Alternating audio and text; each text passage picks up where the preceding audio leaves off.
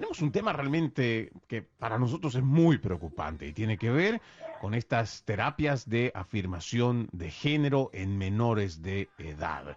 Para hablar sobre esto tenemos como invitada a Cristina Valinotti, una personalidad de televisión y radio, escritora, ensayista con 8 libros publicados, conferencista, profesora humanista, experta en psicología social y familiar, fundadora, directora Universidad de la Familia. Ahora sí, qué gusto tenerte en el programa, Cristina. Bienvenida.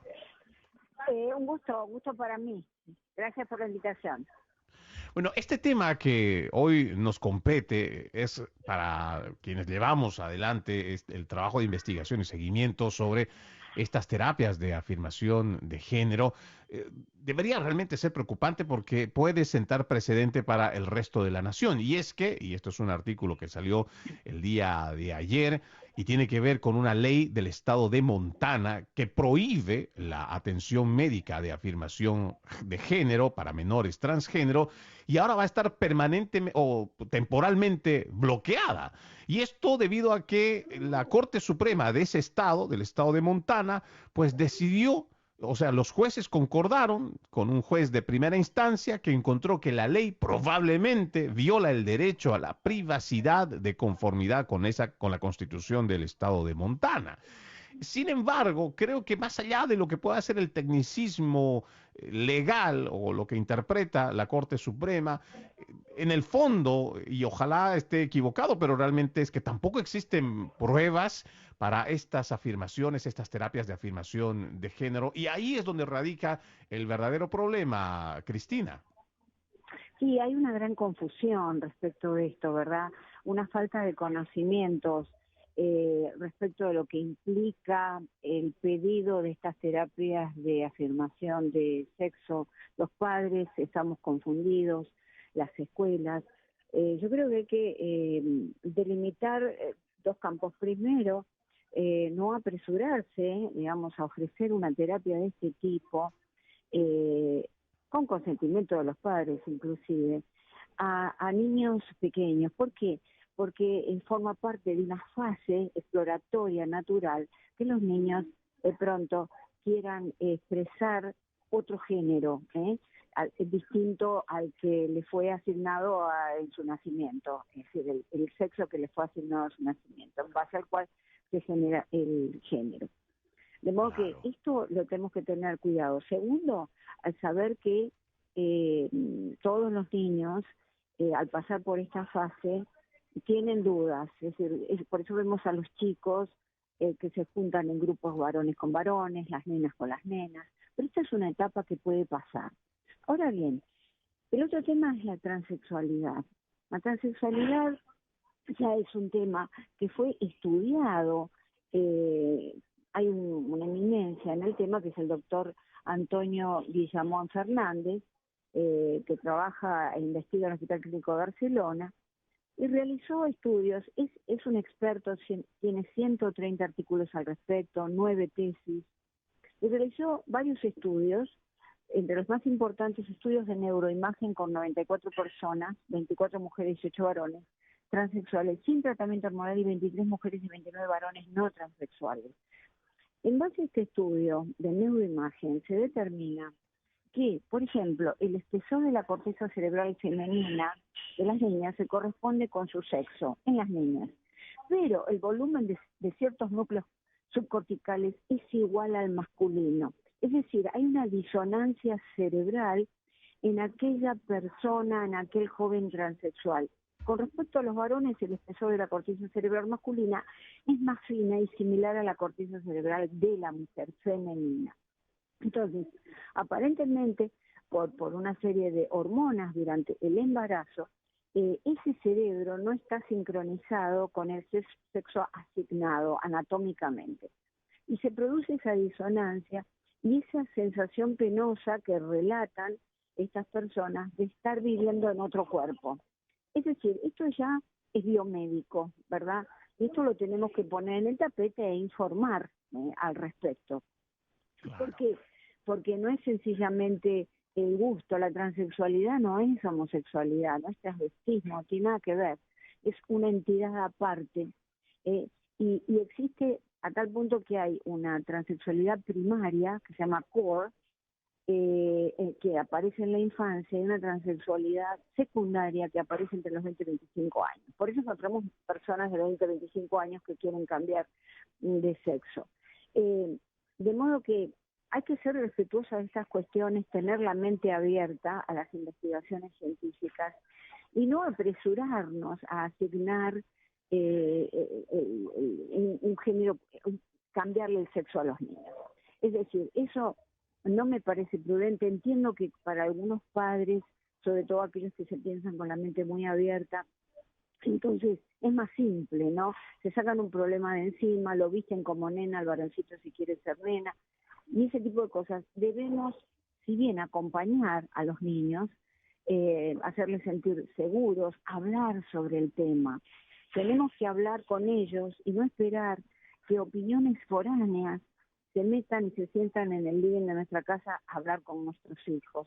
Nosotros tenemos que hablar de esto y saber que, por ejemplo, los niños entre los 18, 6 meses, 18 meses, ya más o menos reconocen los sexos, la diferencia entre los sexos. A los 3 años un niño sabe muy bien el sexo al que pertenece, pero puede de golpe sentir esta especie de disonancia. O confusión identitaria también, ¿no? Que a esa Una edad... confusión, Sí. sí, Ahora, completamente.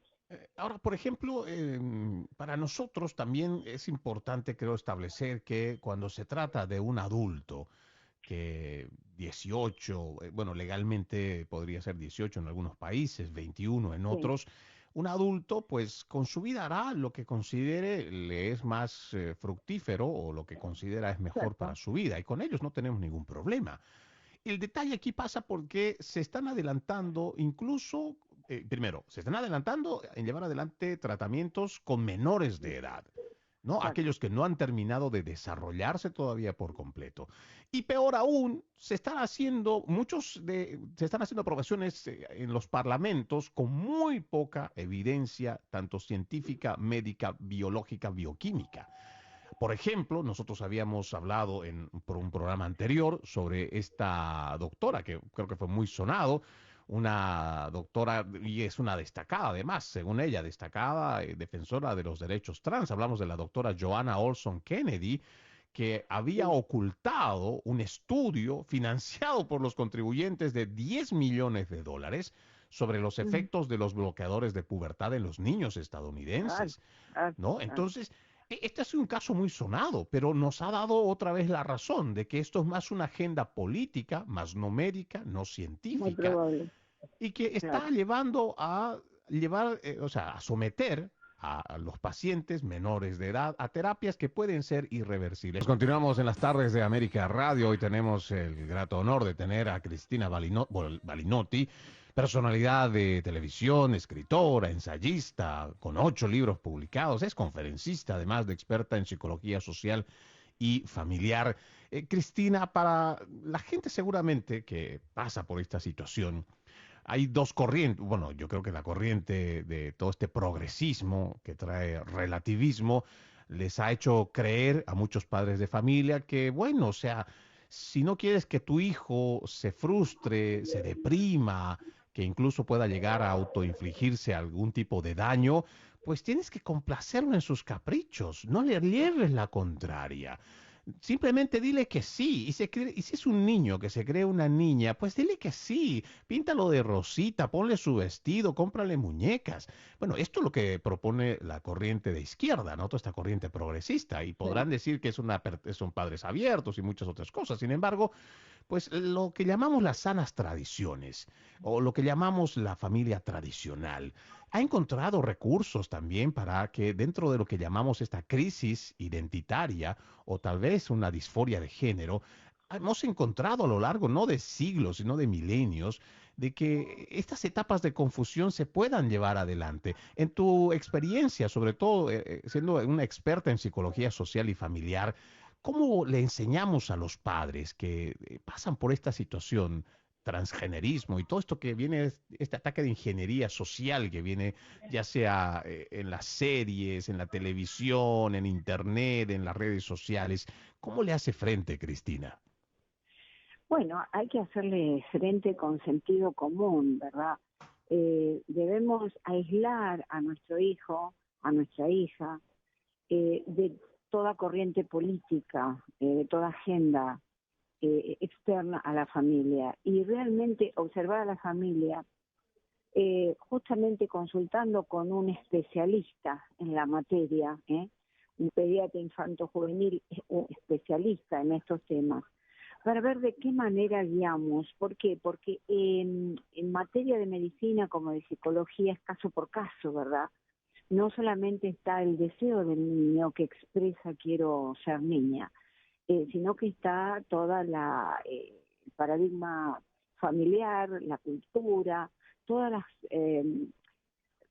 momentos que vive el niño en la familia, los mensajes familiares, los comandos familiares. Entonces, hay que tomar distancia, no podemos herir a nuestro niño, como tú dijiste muy acertadamente, estas terapias son irreversibles y si tenemos miedo a que el niño se suicide por no hacerle este tipo de cambio de sexo, tenemos que tener aún más miedo que intente un suicidio, porque luego, más tarde, se da cuenta que no es eso lo que quería y ya es irreversible. Hay muchos casos al respecto. Entonces, hay que hacer prevalecer el sentido común, hablar con el niño de estas cosas en la casa, no juzgarlo, no hacer de esto un tabú. Generalmente, de nuevo, son etapas de confusión del niño, los padres tenemos que estar conscientes de ello, que generalmente pasan, pero puede haber un caso que no pase, si a lo largo de su desarrollo este niño continúa o niña afirmando que necesita cambiar de sexo, ¿no? Y llega a los 18 años así, bueno, ya, digamos, quizá tenemos que empezar a consultarlo con un médico, qué es lo que está pasando allí, ¿verdad? Hay, Claro. hay biociencia al respecto, como yo mencioné recién, están los aportes científicos de estudios que se han hecho y se siguen haciendo de neuroimagen y que debemos tener en cuenta, ¿verdad? Preguntarle al pediatra acerca de estos estudios.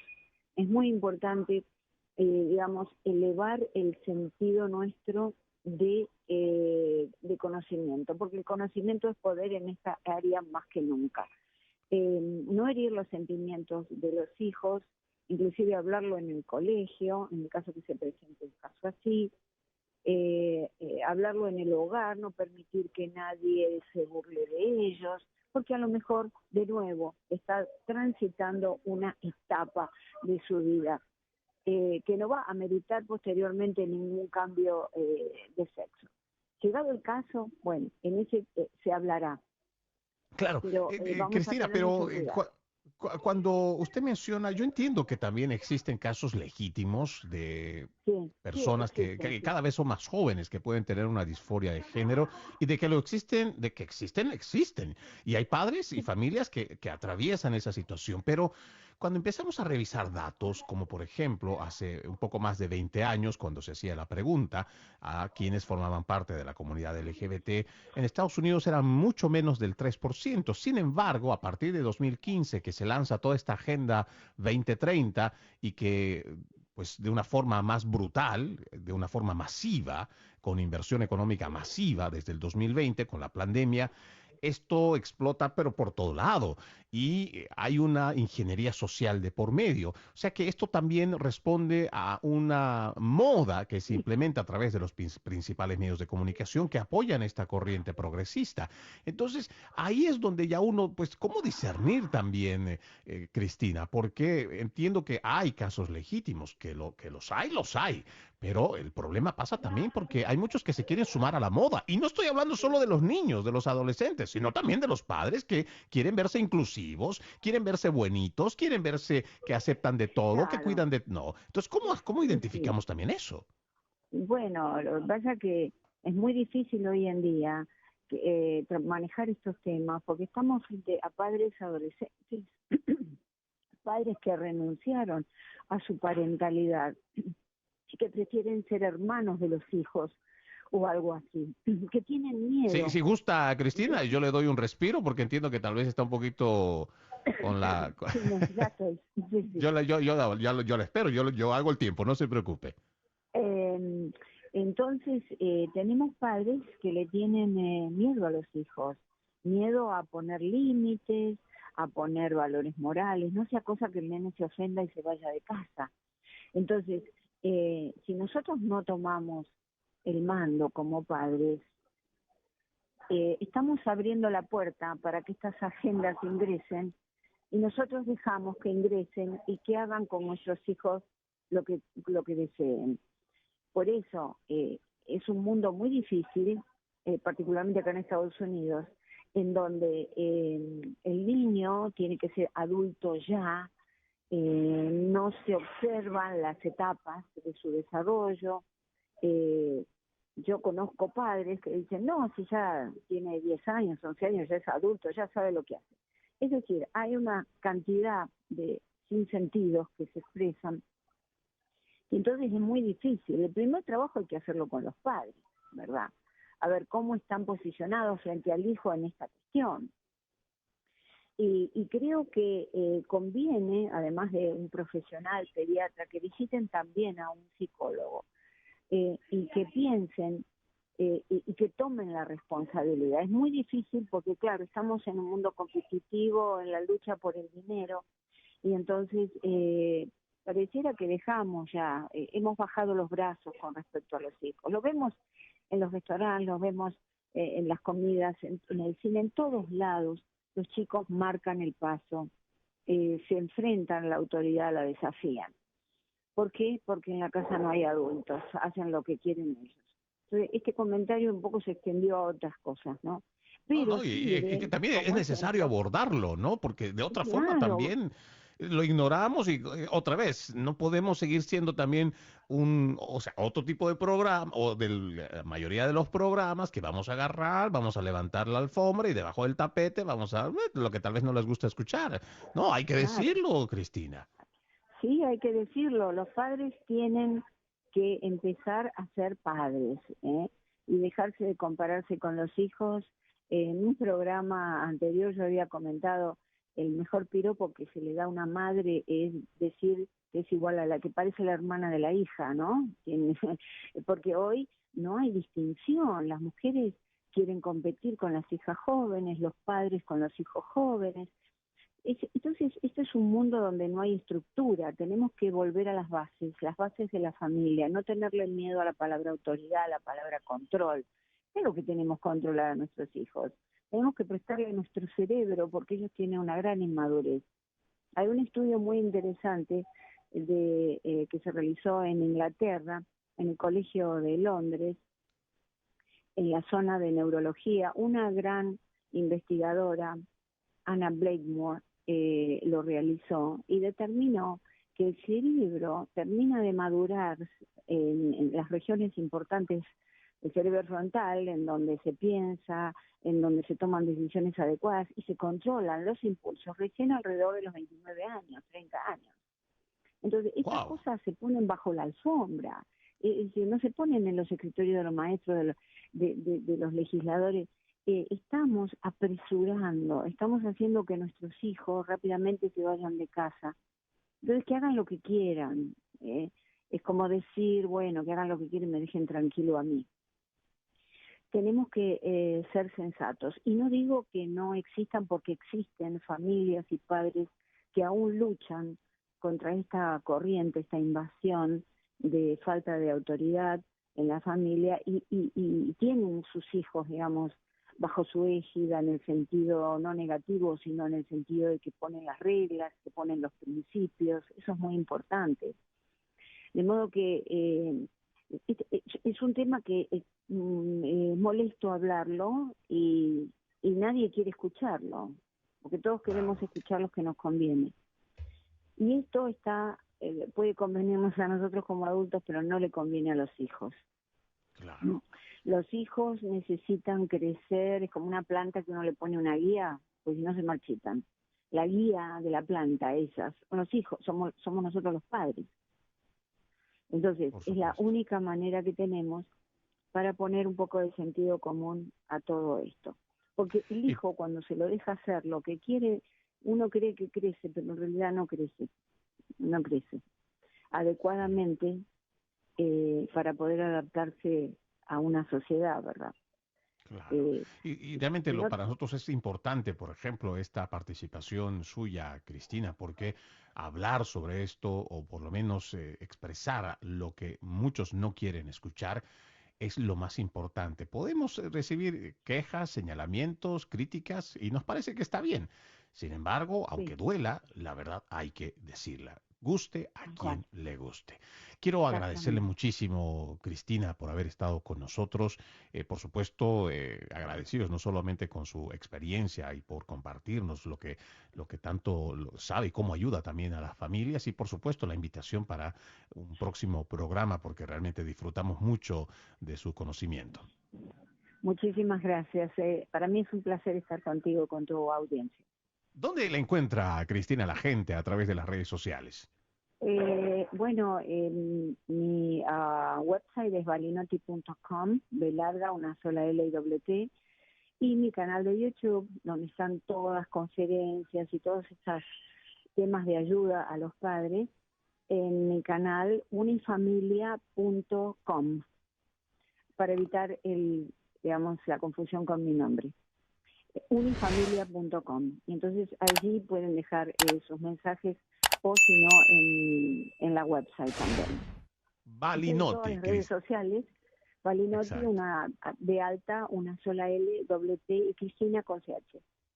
Cristina con CH, Balinotti con una L, doble T, y ya la encuentra así en las redes sociales. Personalidad Sí, de televisión y radio, escritora, ensayista, conferencista, además experta en psicología social y familiar.